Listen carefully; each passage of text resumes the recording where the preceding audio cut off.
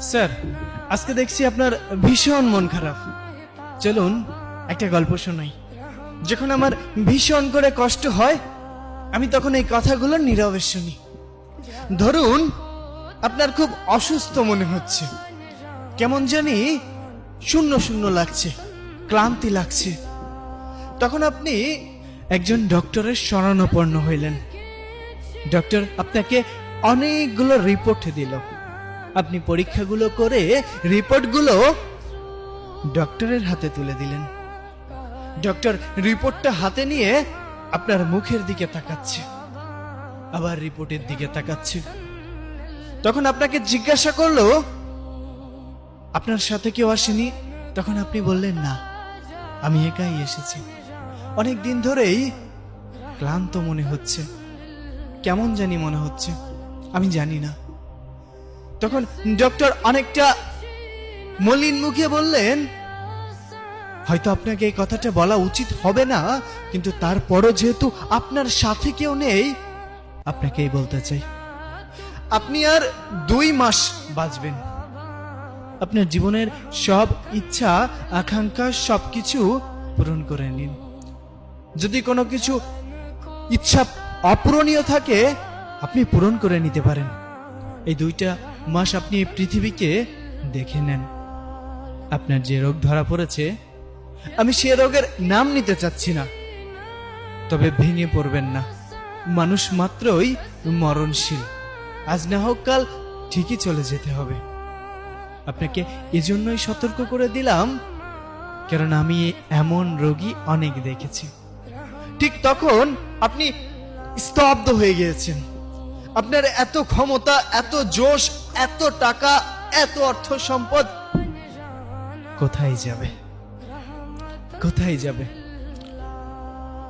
যত বড়ই শক্তিশালী মানুষ হোক না কেন, মানুষ তো মরণশীল। আপনি রিপোর্টগুলো হাতে নিয়ে হসপিটাল থেকে বের হয়ে যাচ্ছেন। আপনার চোখে মুখে মলিন একটা ভাব। আপনি চারপাশটা খুব মনোমুগ্ধকর ভাবে তাকিয়ে আছেন, প্রকৃতি দেখছেন। কেমন জানি আপনার এই প্রকৃতি ছেড়ে যেতে মন চাচ্ছে না।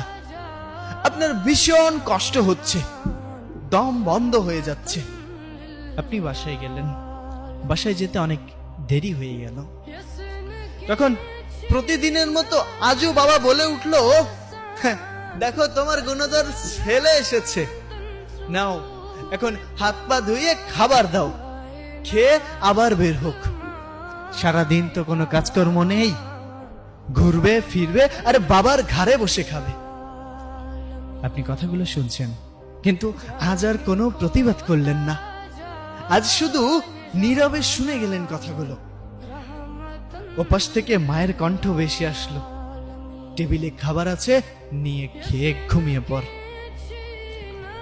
আমি কোনো কথা বললাম না, চুপচাপ টেবিলে গিয়ে খাইতে বসলে। কি মনে হবে? বারবার মনে হচ্ছে খাবার এক এক লোকমা যখন মুখে দিচ্ছেন, আপনার কাছে মনে হচ্ছে এটাই হয়তো শেষ মায়ের হাতের রান্না। আপনার খুব ভালোবাসা পেতে ইচ্ছা করছে। চোখের পানি খাবারের প্লেটে এসে পড়ছে। আপনার ঘটনা তো কেউ জানে না। হঠাৎ করেই আপনার কানে ভেসে উঠলো প্রতিনিয়ত সেই আজানের ধ্বনি।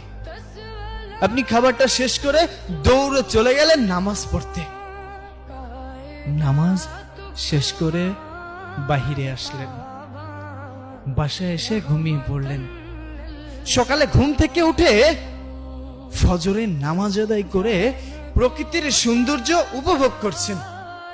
কত সুন্দর পাখির কিচিরমিচির, সূর্যটা কত সুন্দর লাল রক্তিম ধারণ করে আছে। সবকিছুর প্রেমে পড়ে গেলেন। আগে কখনো কোনোদিন এই প্রকৃতি ঠিক এমন করে আপনি দেখেননি, আপনার কাছে এমন করে মনেও হয়নি। এসব ভাবতে ভাবতে আপনি সামনের দিকে এগিয়ে যাচ্ছেন।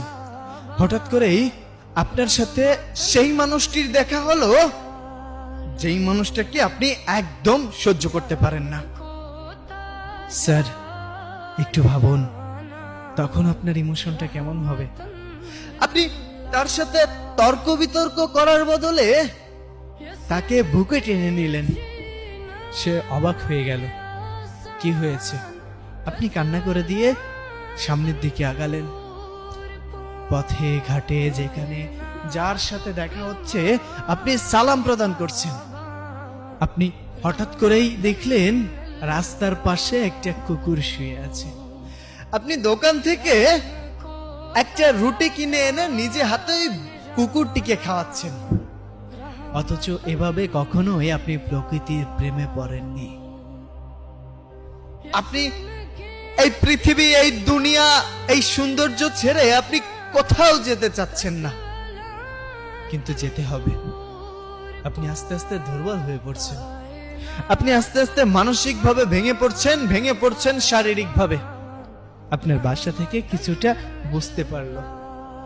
বৃদ্ধ বাবা আপনাকে ডেকে নিয়ে বলল, বাবা কি হয়েছে তোর? এখন আর আগের মতো তর্ক করিস না। যে খাবার নিয়ে সারা দিন অভিযোগ করতিস, এখন যে খাবার দেয়া হয় সেটাই চোখ বন্ধ করে খেয়ে নিস। কি হয়েছে তোর? তখন আপনি চিৎকার করে দু চোখের পানি ছেড়ে দিয়ে বাবাকে জড়িয়ে ধরলেন। কেমন লাগছে? কষ্ট লাগছে। আপনার কান্না দেখে রান্নাঘর থেকে দৌড়ে এসে আপনার মা আপনাকে জড়িয়ে ধরলো।